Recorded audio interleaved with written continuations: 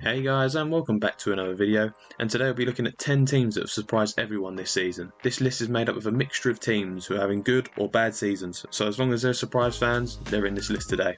Before we get into that though, don't forget to smash that subscribe button, hit a like on this video if you're going to enjoy it. Up first is Mainz. Mainz are a club who have been recently floating around mid-table trying to make the tiny push to get into a European spot with 8th and 9th finishes in the last two seasons respectively. But this season it has been a whole different story with the club sitting in 17th place and just one win from 13 games. So what is going wrong for the German-based side? Well, for a start, recruitment in the summer was rather underwhelming, with the club spending around 9 million euros in total for players but losing two of their key players, Anton Stach to Hoffenheim for 11 million and Spaniard Aaron Martin to Genoa on a free. Ultimately, it put them in a rather bad spot, thus shown in the league, with them averaging under a goal a game on 0.9 and conceding dead on 2 goals a game on average. It is no wonder the club are sitting in 17th. The club will have to get out of second gear for the rest of the season to try and escape the drop. Up next is Tottenham Hotspur.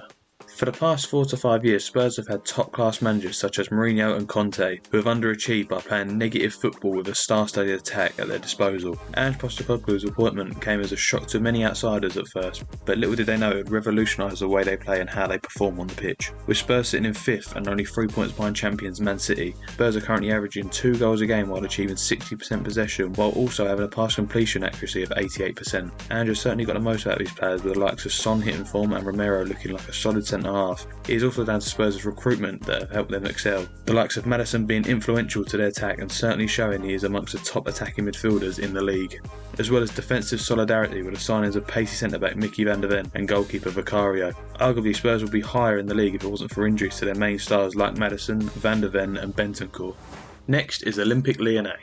Rewind to the 19th of August 2020 and Lyon are just about to play in their first Champions League semi-final for 10 years after knocking out Juventus and Manchester City to reach the Final Four. Lyon would eventually lose to the same team that knocked them out of the competition in 2010, Bayern Munich, but were still flirting with Europe's elite on the biggest stage. Fast forward to today, Lyon sits bottom of the Liga table with 7 points from 14 games. Instead of flirting with Europe's elite, they are flirting dangerously with relegation. So what is going wrong at the moment? With the club parting ways with manager Grosso late last month at the time they sat 5 points away from safety, this comes with just one win in 13 before his eventual sacking after a 2-0 loss to Lille. The club has been under some massive debts in recent times, resulting in them being placed under a transfer embargo in the summer window. The club is still filled with talent. Wonder kid Rayan Cherki and the experienced Lacazette are still at the club, but they are not performing to levels anywhere near good enough to be able to help the club get out of this relegation battle that they are in. With the club averaging under a goal a game and conceding on average 2 goals a game for a historic French side like Lyon, this is well under par for them. Up next is VfB Stuttgart. Back to the Bundesliga now with another team who have exceeded expectations this season. With them currently sitting in 3rd place and just 5 points behind league leaders Leverkusen, they have picked up some crucial wins this season, with a 2-0 win over Giants Dortmund and 5-0 against Freiburg. With Stuttgart last season narrowly surviving the automatic drop by 2 points, they had to rely on a relegation playoff against Hamburg, which they went on to win 6-1. They have certainly gone under the radar this season when it comes to the outsiders of the Bundesliga, but they are currently 3 points off equaling their points tally last season, and we are further away through the season. On average, Stuttgart score 2.5 goals per game and averaging 58% possession. This is mainly down to one man who has certainly excelled this season in the Bundesliga, Ghanaian striker Serhou Guirassy. The striker is the second highest goal scorer with 16 goals in the league behind England striker and captain Harry Kane, and 2 behind in the DFB Pokal, but he can't take all the credit with players like Valdemar Anton playing well and with former Bayern goalkeeper Alexander Nubel in goal with 5 clean sheets this season, putting him in the top 5 in the league. Up next is Chelsea. New owner Todd Boehly will surely learn that throwing money at your problems won't necessarily fix them. Chelsea's current squad costs around £1 billion to assemble. Last season they finished 12th in the Premier League, racking up only 44 points. Many questions are being asked, but no one seems to have any answers, and currently this season things aren't getting too much better, with them currently sitting on 19 points, lying in 10th position. Although there have been a few bright sparks like signing Cole Palmer has certainly done well, but paying 40 million for someone who wasn't a regular starter at his former club is one of the pinnacles of the many problems at Chelsea. Up next is Girona. Catalan minnow Girona are joint top of La Liga a third of the way through the season, above Real Madrid, Barcelona and Atletico Madrid. That's even though Girona, who are part owned by Manchester City owners, the City Football Group, were among the favourites to be relegated before the season began. Girona currently have won 12 of their last 15 matches in La Liga, with them only losing once to Real Madrid 3-0 at the end of September. With Girona averaging 2 goals a game while conceding on average a goal a game, it's no wonder a team of this calibre is doing so well. This is while averaging 58% possession a game and 87% pass completion accuracy, which puts them third in the league behind the likes of La Liga giants Real Madrid and Barcelona. Girona's recruitment this season has been nothing short of sensational. When regarding they lost half of their starting 11 from last season, which included Oriol Romeu and top goalscorer Castellanos, replaced them with the likes of Savio, Yangel Herrera permanently, with their current top goalscorer Dovbyk and Eric Garcia on loan, with all of them performing above expectations for a side which seemed doomed from the drop.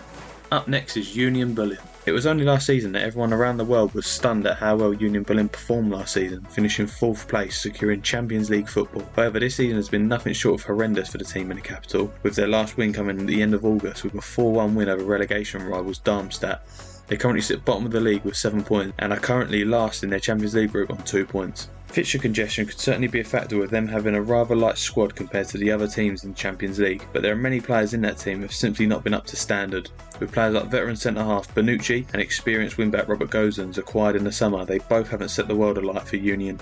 With their team averaging just 1 goal a game and conceding over 2 goals a game, it certainly seems that there's a defensive problem at the club, one in which they hope they can improve on in the coming January transfer window.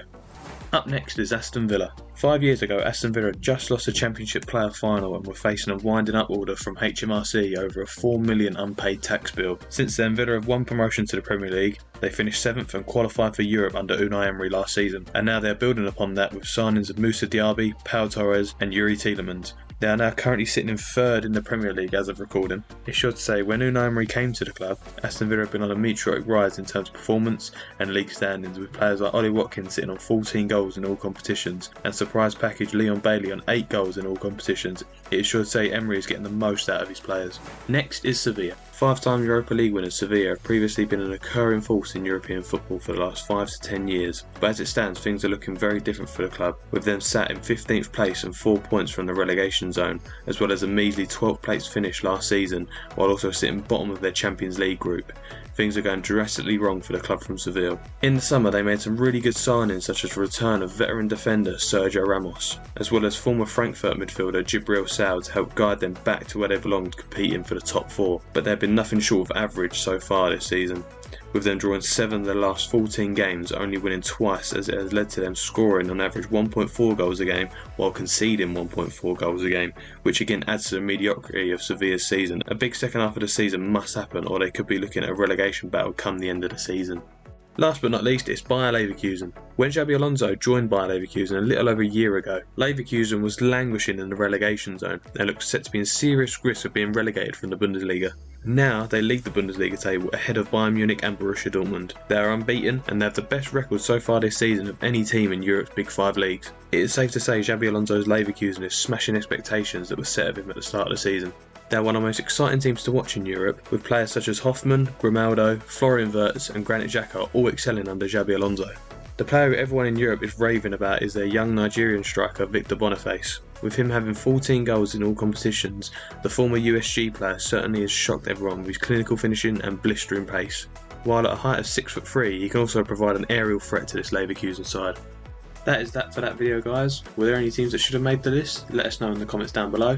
Don't forget to hit that like button and subscribe to the channel, and we'll catch you in the next one.